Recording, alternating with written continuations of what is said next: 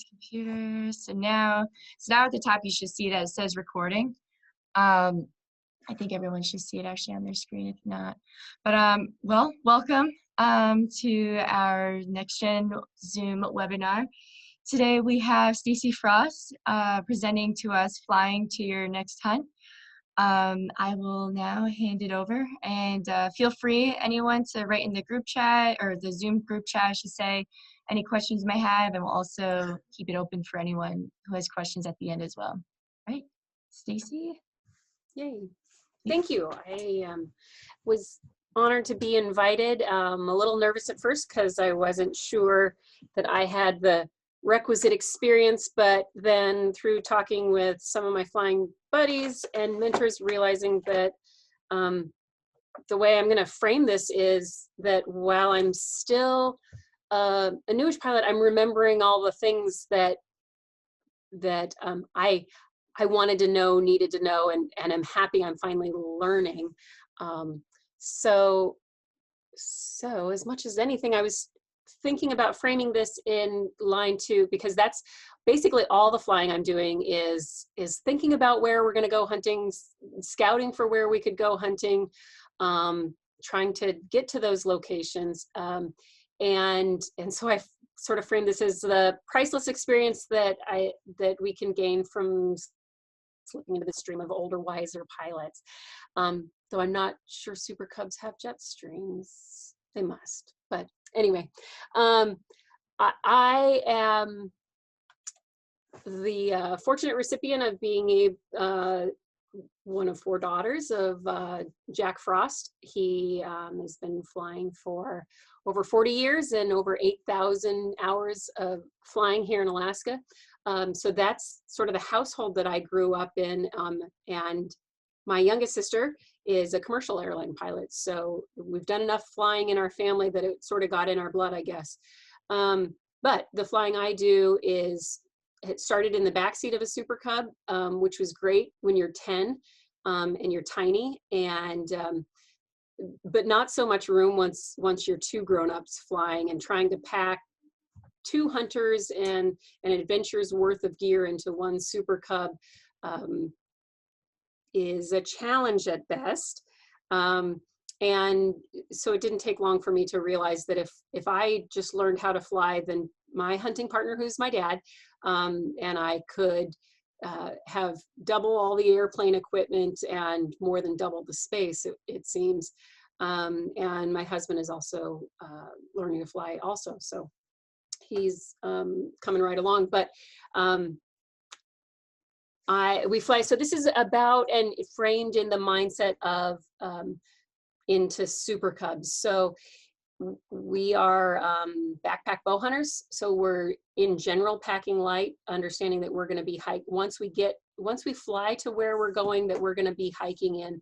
So we're already headed out light. And in framing today, I kind of wanted to talk about my background.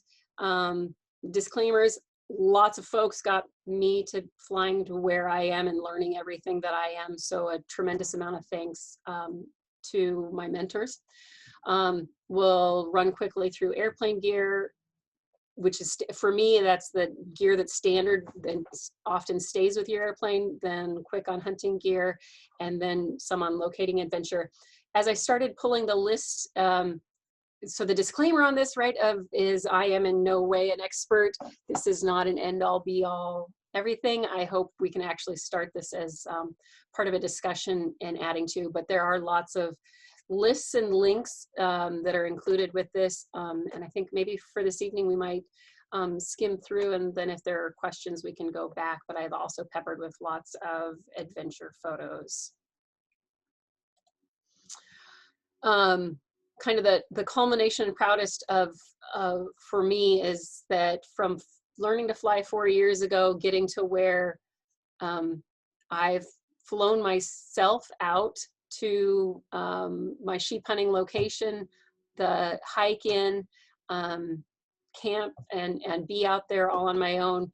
It just so happened, I wouldn't be an advocate necessarily of hunting by yourself, but my hunting partner drew an elk tag and was in Arizona hunting when I wanted to go out for sheep, and I wasn't going to let my hunting partner not being available stop me.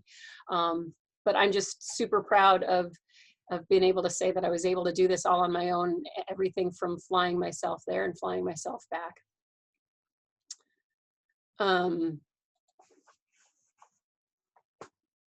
So, oh, I guess I got ahead of myself. For me, it sort of all started with the realization that my dad wasn't going to fly forever, and he also wasn't going to let us use his planes. Well, he's worked really hard to get to where he can pick and choose what he wants to fly when he wants. So I jumped right in and found a Super Cub of my own, and we call it the Super Nittany Lion Cub. But always remembering to have your hunting partner and your best mentor. This is my dad, Jack Frost. And another one of our flying adventures, though I'm not going to get into the specifics of winter gear list, but this was a bison hunt that I flew myself to. My dad was also along on this trip, and I flew as far as I could go. And then I mentioned earlier, he's got a lot more experience, and so I'll get myself as far as I'm comfortable going, and then he can get us into the tougher, tighter spots, shuttling back and forth. So I think with general airplane gear, it's important that there's lots of stuff that you can do pre-season and making sure your plane's ready. And just in wanting to have those checklists as a new pilot, I like to just know that I've got all my ducks in a row. I think it's important to have an emergency kit that's on your person. I think you need then a survival kit. We pack mine, I pack in a dry bag that's a backpack, so I could carry it if I needed to. And it can switch between if I'm borrowing my dad's float plane, or if I'm flying my own wheel plane. That survival kit, it just always stays intact. I don't get into it to borrow stuff because I always want to know that it's all there. I think you need a toolkit in your plane, and then things fall into other stuff category. In the pre-season, right, that always paying attention and starting to use my phone to take pictures of, since I'm borrowing my dad's float plane, I'll take pictures to be able to send to either our mechanic or to my dad to go, I don't think this is supposed to be broken, is it? Is this something I should fix? Should I, can I fly with that broken? Should I not fly with that broken? But always advisable that if you're actually sitting on Lake Hood and your mechanic's right there, don't ever fly if you see anything that's broken, go get it fixed. Or this one, our cylinder head temperatures and exhaust gas temps were way too hot, so I took a photo and shared it with the mechanic. In the pre-season prep, I just, right, all my checklists here, make sure I've got my pilot certificate, my medical certificate on my person always. This is a good time to make sure charts, and I'm going to mention charts here because just in Alaska, while I do have electronic and make sure that's current, I do also still purchase some of the hard copy charts, and my mentors, my dad and Larry Rivers, I think would advocate, and in fact, we took an adventure, a father-daughter adventure this summer, and they're noting that we need to be able to make sure we can read sectionals while we're flying, in case electronics go out, is worth doing. And then in your plane, for me, I'm borrowing a plane, so it's worth checking to make sure my airworthiness is current. I haven't traveled to Canada yet, so I don't yet need a radio license, but maybe one day soon. Registration, operating limitations, weight and balance, those are all you don't want to be doing this on August 9th before you're hoping to fly out. Do it earlier. Be flying all summer. Go have adventures. This one, oh, you guys are okay. We took 3 really big trips this summer. A lot of fun, my dad and I. This one was up to the North Slope. We went up to the Brooks Range looking for caribou, and the places that you can get to see when you just finally get out and do it. And of course, I needed to add the prerequisite. My dad loved the idea that he could get a lay in Prudhoe Bay. Camping, there's actually, right, the tuck your plane in where you're out of the wind as best you can. And then our tents are packed into the brush there, and then actually getting to see the North Slope. How many people in the country ever get to actually see the North Slope and Prudhoe Bay? Pretty cool. So in that pre-season prep, I just make sure to, the Alaska mods that we've put under our planes, that notebook and pen on the dash, I've actually lashed the pen to the V-brace because the pen, I think I've got 5 or more pens that have fallen off to the floorboard and underneath and into the belly that I'll never get out. In the seat back behind the hunting regs, we always, as soon as those come out, we put them in the back of the plane or in the back seat. We always have Alaska's wild plants, Alaska wildflowers, and Ziploc bags, of course. And then I just make sure 2 water bottles. In the getting out and flying and the summer adventuring and places that we can trial, my husband was finally willing to fly with me, adventuring with my dad. Here's a shout out to my sister, the commercial airline pilot, and my friend Carrie Ann. So finding those places all summer long that you can go adventure to is a good idea. So the emergency kit on your person, and again, right, we've in the learning, you'll have 12 pilots in a room, and 6 of them will think one way and 6 of them will think the other way, and they're all right. And their reasons are valid. For me personally, I wear a flight helmet. I'm in the home care industry, and we've taken care of too many traumatic brain injury, head injury.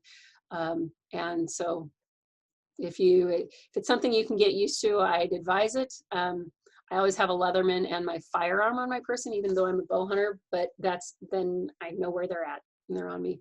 In my, on your person, so either in a chest pouch or a vest. For me, I need one that's big enough to go on over, I wear a PFD when I'm flying floats. So I need a vest. I personally use a fishing vest. My friend Robbie Spalding uses like a chest pouch. And through some good friends' experience, the encouragement is to have your inReach as well as a 406 PLB. The thought being that if you crash, right, and you're only able to get you out, that you can hit the 406 PLB to get people on your way. It's stronger power, stronger signal. The inReach is good, but why not have 2? If you've crashed your plane, broken your ankles, hit your head, I want to get as many signals as I can out. In line with that, some basic first aid. So it's on your person, clotting powder. Larry Rivers and Robbie recommend a SAM chest seal with a valve, i.e. if you get a puncture wound into your lungs, you want to be able to cover that. And some high strength pain meds. Worth doing. Break your ankles and need to wait till somebody can get there, whether it's an overnight or the next day, or weather might keep it 24 hours. Have some help. Fire starter, and then always on my person, I carry chapstick, granola bar, and toilet paper. The first of the 3 big trips that Dad and I took, the first was across the water to Kodiak, the flying high so you can get over. And this picture is actually, I'm not a very close follower, and I'm also not a very good photographer, but in their neat photo for me because I'm taking a picture of my dad flying in the plane next to me. The other photo with my feet, and we talk a little bit later for hunting stuff about fuel management. So we had two airplanes on this trip. I was borrowing my dad's older Cub that had a belly tank. And so my dad effectively took my plane one day and headed back to Kodiak proper to refuel for us. So here I am watching my dad leave me all alone in the wilderness of Kodiak. But pretty cool to be down there and just getting out, doing some great camping, great hunting, great sunsets, and then to be able to help my dad or watch my dad harvest a deer and help him butcher it and carry it back. The airplane gear, the survival kit, again, I carry it in a backpack dry bag. Within there, I have shelter and personal protection, fire and heat.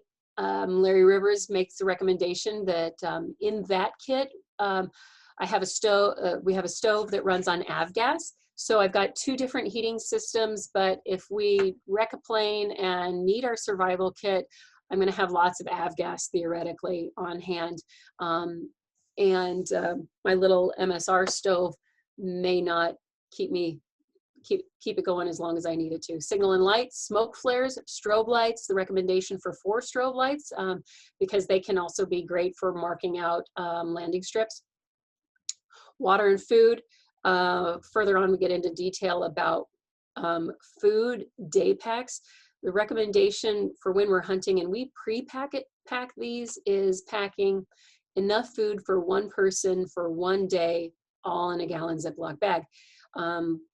Pre-season, when we make up, and I have a list of what this is, but when we make up these packs, then we can have 30 of them in a tote, and I put 2 of those. They're a large amount of calories and food, so I put 2 in my survival kit, because if I need, I can stretch it out longer.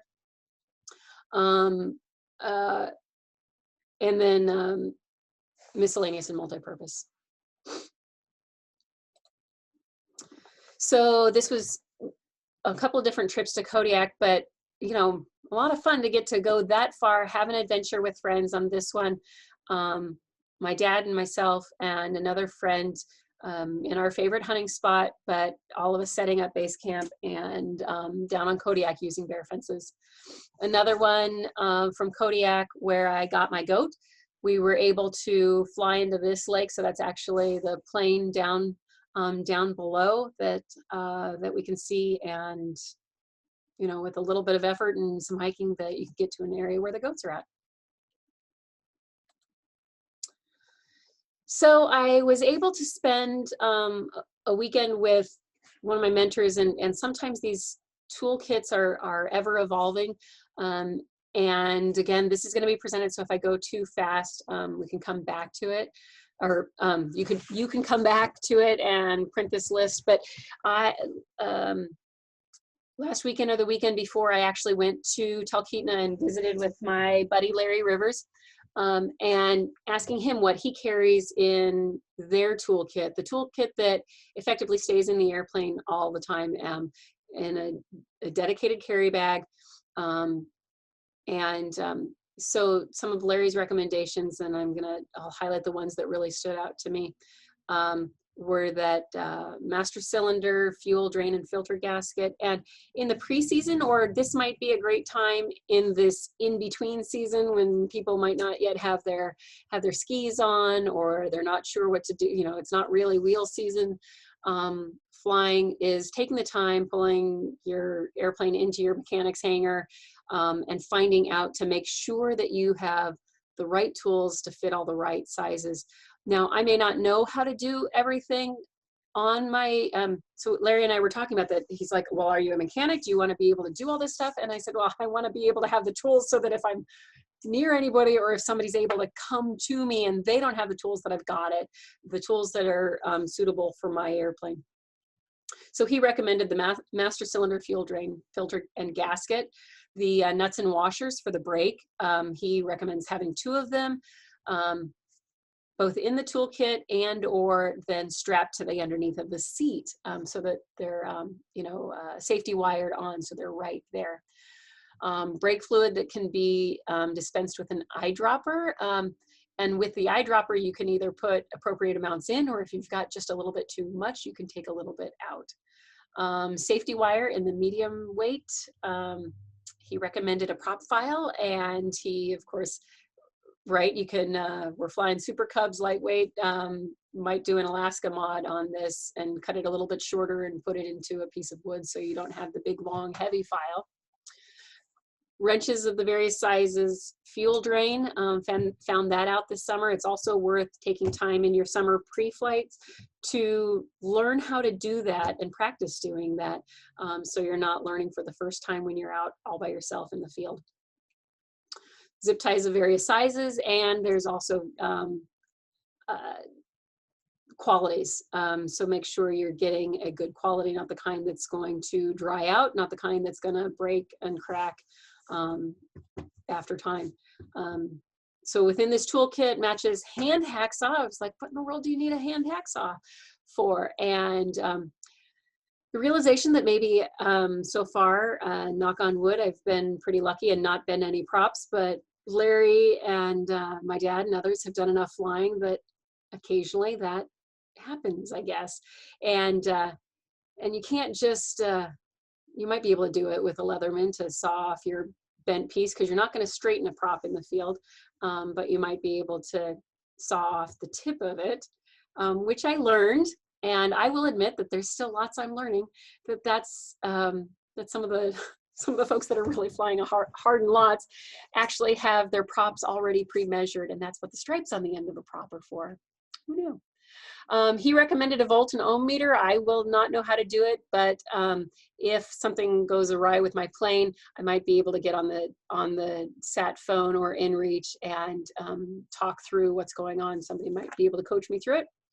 Recommends a tape measure, a hammer and punch, because if you bend some gear and your bolts get bent, then having that punch to punch out the bent bolts is worth doing. 2 spark plugs. Larry recommends the fine wire type, and working through this for a newish pilot just really got me in the, it's as we become more familiar with our planes, just getting hands on, finding time that your mechanic's not so busy, that he can take the time and work with you to learn the parts of your plane and how everything works. Wrench, ratchet, and extension, and the nickel anti-seize, all related to the spark plugs. Throwing in some pictures every now and then to not have it be dry, but on that trip out to Larry's, right, and this recommendation for everybody just to build your network, find your mentors, and golly, I haven't met a pilot who doesn't like to talk flying, and I also haven't met anybody who doesn't like sharing some of their knowledge. It feels good to be helpful, and another shout out, Larry Rivers is one of the best. But I drove down to Talkeetna, beautiful drive, great experience, and Larry actually set up an experiment for me to show me why the value in using a real cloth chamois. And so here's his setup, and the talking to the longtime pilots about the whys, hows they do the things that they do. Larry was talking to me about the value of the chamois relative to those drain filter. You can see that a little bit in the background. And of course, my dad has a setup that's just a funnel and his chamois right in his funnel. Larry was recommending this setup that he's fashioned so that you don't have weight sitting on the collar of your fuel tank where you're inputting, because that can put some damage if you're putting weight. You know, this is 30 pounds or more that we're lifting up if we're lifting up 5-gallon bags or jugs. Also, in talking with Larry, as I was mentioning earlier, the kind of my aha and wow moments, or the wow, I didn't know that, is the realization that the stripes painted on the tip of a prop are so that you actually have your pre-measured sections should you need to file off part of your prop end. And of course, right, remembering that you need to balance that. So if you nick or bend one end that you need to file off, you need to do the equivalent amount on the other side. And then because we're talking flying in bush flying, hunting flying with Super Cubs, as a former guide and flying planes lots and hard, Larry recommended to me that one of the pieces in the toolkit we talked about was the this beefed up tail wheel, the bolt in the tail wheel, and the recommendation to never tighten a tail wheel bolt. If it's loose, it's probably because it's actually stretching, so it might be time to replace that bolt. Learn all sorts of good stuff. So in the last of Larry's toolkit for me was prop seal, wrenches to pull a prop. Again, I might not be doing it, but I'd rather have the equipment in case it needed to be done. Wire pliers, multi-purpose electrical shears, a Scotch-Brite pad, single crescent, triangle, thread file, a scribe. These 2-in-1 pickup tools or lighted inspection mirror, electrical tape, and screwdriver with the various tips. If not allowed, you can disregard this piece, but I could spend hours talking to Larry. He's got great hunting adventures. He was part of a group of pilots. We flew up north and with his daughter Robbie this year, and he is working on a book coming out called Out of Bounds Aviation. I'm looking forward to it. I've read bits and pieces of it. It's going to be great, and just really neat that he's dedicated it to his daughters. The other stuff that I have in my plane that generally stays with the plane, though it can occasionally go out hunting with me, is a sat phone. While I do have the inReach with me, we've found that it is a lot of times easier to call for weather when you can actually talk to a person. So that's why we carry both the sat phone, but I don't always take the sat phone on the mountain with me. I do take my inReach with me.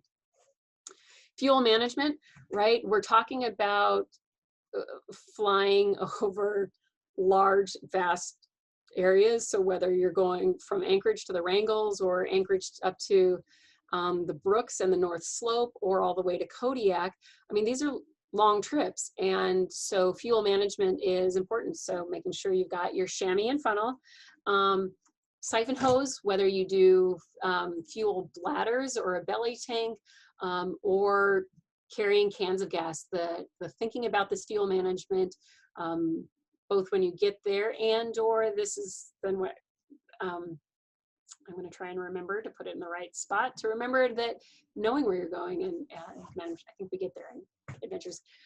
Pack raft, because sometimes the getting everything you have out from where you're at is not possible if you need to raft it down to another location where you can fly to. So that's an option. Depending on the plane I'm flying, right? I've got a bicycle pump, one of those small bicycle hand pumps in my wheel cub. Your ropes, tie downs. And again, here's one of those where 6 pilots are going to advise one thing, 6 another. Larry Rivers recommends he carries giant duffel bags. I think they're the 3 or 4 foot tall military type surplus duffel bags that he's filling with rocks and using his tie down. He may bury them slightly as opposed to perhaps the screw-in tie downs. On our float plane, we have screw-in tie downs. We tie one to each side on the struts, and we've got them in our floats too. Back in the tail, right, you can't carry anything heavy, so that's a great place to have your spare roll of toilet paper and spare paper towels, because who can't use spare toilet paper and paper towels? And I've learned from my friend Paige that in all ones flying, it's worth having a small duffel with you, perhaps with civilian clothes. When I'm hunting, again, I mentioned earlier, I'm going in light, so I'm generally wearing all my camo clothes, though I'm starting to switch those out and have some solid colors. But it's worth having some comfortable civilian clothes so that if you happen to be weathered in at a lodge and are staying overnight, that you have quick access without having to dig into all your hunting gear, that you have quick access to some civilian clothes, camp shoes, and basic toiletries, because you need to brush your teeth. We carry a bear fence. Mentioned down on Kodiak, we use a bear fence. Not always, but at least with the bear fence, you've got the option. Generally with the plane, I have a larger water filter, a bigger water bladder, because we're often doing a bigger camp near our plane. Where our plane is may not necessarily be where we're spiking out to. And hand soap. So I didn't practice this part of the list, but I've got a link here to basically what I use for hunting gear. Got a photo next. So this is sort of an all-in-one photo, but that link actually takes you to this entire list, which is where I also started my list. My list is somewhat modified for me from here, but this list gets one down to a roughly 50 or lighter, 50 pounds or lighter hunting pack. And the things, right, it goes through all the standard usual stuff, but the things I want to specifically point out here, and looking at how I'm doing with time, is that this was from Adam Foss, and he had this recommendation for a target company. It's a small target that's light enough to carry with you. You can have that with your plane. Specifically for us in our plane, we actually get the larger 4-inch hard foam target, and we have taken the back seat out of our Cub, and we use this foam target as the seat, the bottom seat in the Cub. It's still not very comfortable, but at least then you have a multifunctional piece. And so your target, because when you get somewhere you should do some target practice, and when you're using a bow, having an actual foam target is good. I've gone a little lighter in that I personally use rangefinder spot and binoculars. I personally rarely take a spotting scope, though occasionally I do. And the other, with this equipment, the modifications, but I also mentioned earlier, and in Adam's list here, he lists the food that he takes for a day, and that's based, with some modifications, the food that we take too, but we pack 1 day's worth of food for one person in a gallon Ziploc bag. And that way, then if I'm expecting that I'm going to go on a 7-day hunt, I will grab 7 meal packs with me. I'll throw a couple extras because you just never know. And I've already got 2 in my survival kit.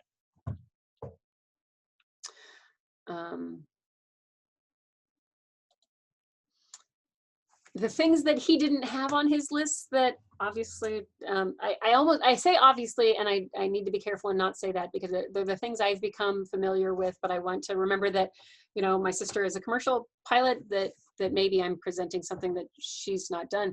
I'm going to add game bags for carry. You know, if I'm fortunate enough to get an animal, that I'll have some appropriate game bags. And you can get the expensive store-bought kind, or you can use old pillowcases, Ziploc bags of various sizes, pruners and handsaw, because sometimes you just need to cut out the area that you're going to be butchering in, because animals will dive into whatever's thickest. I'm going to recommend my topo maps. Again, I have the electronic equipment, and with my InReach, the maps that are on there are pretty incredible, but having a my topo of an area I'm going to helps me, give me some perspective, and that I get to see it. And again, I don't always want to have all my electronics on while I'm out in the field.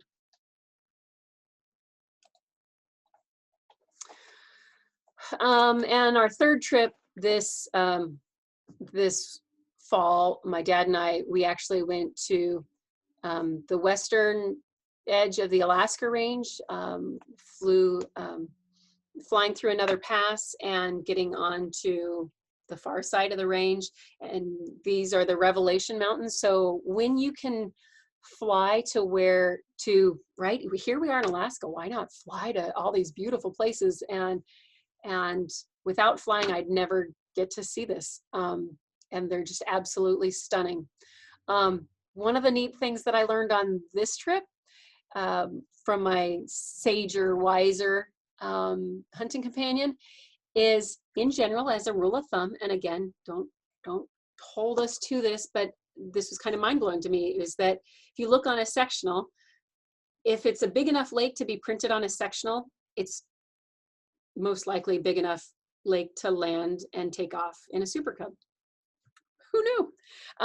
And that started to give me some perspective in now when I am poring over sectionals or daydreaming of the places that I might be able to go to.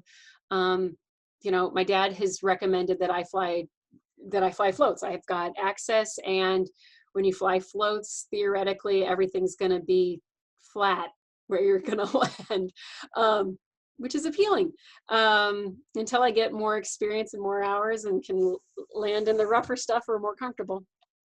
But the being prepared, right? Even in September, it can get cold out there, and frost in the mornings, frost on the lakes, frost on the plains. And so darn it, you just have to wait and let things warm up. So in the locating adventure, so the biggest things for me are this network.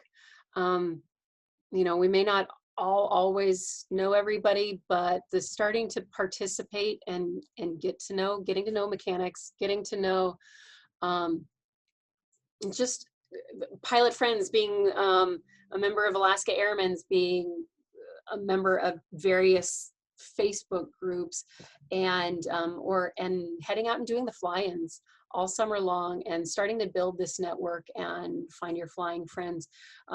My friend Christina has a whole different group of flying mentors than I do, and she's getting different experiences. So then when we get together, then we can share those varied experiences that we're having, because the pilots that I'm flying with are going on giant big adventures, so we're going long distances, but she's been doing some cooler local stuff that I've not done. So very exciting. Logistics, it's Alaska, and it's all big and giant and takes lots of the pre-planning and thinking about your fuel, time, distance, and the recommendation here on how all of these, and being gracious all along the way.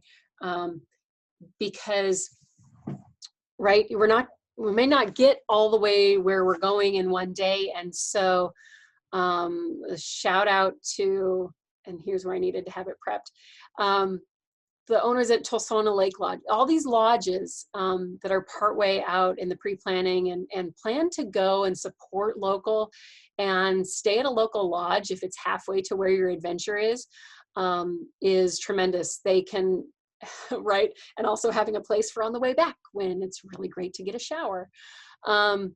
Additionally, like heading down to Kodiak, I love being able to stop in Homer and refuel that way. Then I just know I've got that much more safety, but also on when you're pushing daylight and the willingness to stop because it's too dark and I know I'm not going to make it back to Anchorage before it's dark. So knowing that you've got a place to stay, following up and saying thanks to these folks, or even doing day flights through the summer when you're not actually heading all the way to Kodiak and gonna hunt. Let's support local. Is my thought on the being gracious, I guess, and your network.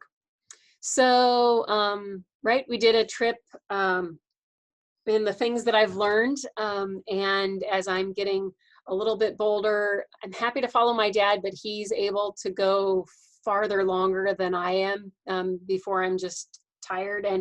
And while you may find a lake that's big enough to land on, the reconnaissance of that lake and remembering that not every lake's got a shore that you can that is campable. And so this is a picture or where your skill set is, right? We were capable of landing on this lake. That's where my skill set and the equipment for our plane, we were on floats.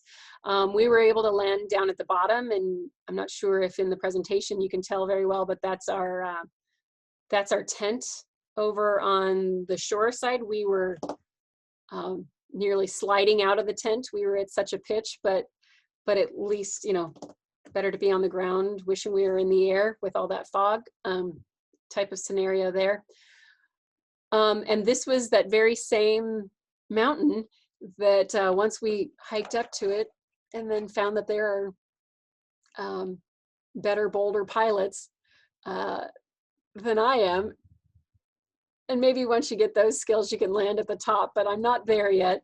And so I did the hike and I could appreciate how high that was. In kind of doing the wrap up for this, I did put a slide in to, on my gratitude and thanks for all our super friends, Larry Rivers and my dad, Jack Frost, Dick Sutliff and Paige Spencer, share a wealth of knowledge. Adam Foss is a friend of mine, and I thank him for sharing his hunting list. The team at Alaska Aircraft Sales and Terry Holiday being my mechanics right closest to where I'm at. They've saved my tail a bunch of times. I'd like to thank the Backcountry Cub Camping Facebook page. They're a great group of folks. My topo is a good resource for me. Standards. Our standard go-tos with Reeve Airmotive Stoddards.